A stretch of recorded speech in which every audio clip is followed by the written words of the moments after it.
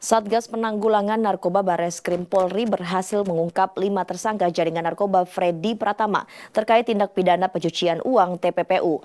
Polri menyita total 10,2 ton jenis sabu dan ratusan ribu butir ekstasi.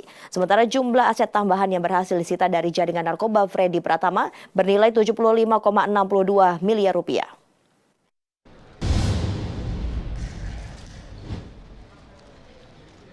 Kasatgas Penanggulangan Penyalahgunaan dan Peredaran Gelap Narkoba Polri, yang juga Wakil Kepala Badan Reserse dan Kriminal Bareskrim Polri, Irjen Asep Edi Suheri mengatakan, pihaknya menangkap 5 tersangka jaringan narkoba Freddy Pratama. Dia mengatakan, penangkapan dilakukan terkait kasus narkoba dan tindak pidana pencucian uang TPPU hasil jual beli narkoba.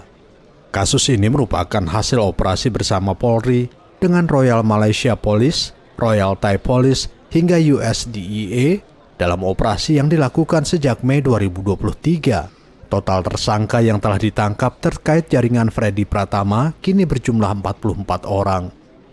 Barang bukti yang disita dari jaringan Freddy Pratama yang diamankan dalam pengungkapan kasus sejak tahun 2020 hingga 2023 mencapai 10,2 ton narkoba jenis sabu dan 116.346 butir ekstasi. Satgasus juga menyita aset tambahan senilai 75,62 miliar rupiah. Selain uang tunai dan narkoba, Satgas juga menyita 13 unit kendaraan, 4 bangunan, dan uang yang berada di ratusan rekening.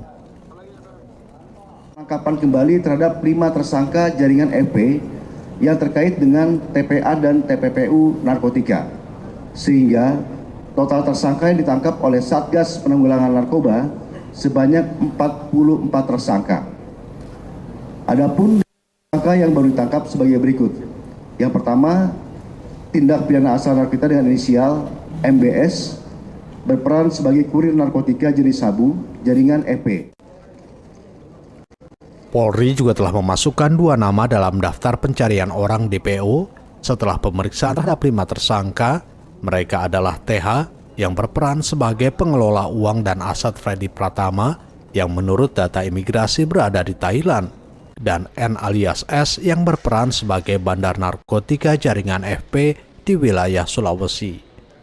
Dari Jakarta, Andrianto, Nusantara TV melaporkan.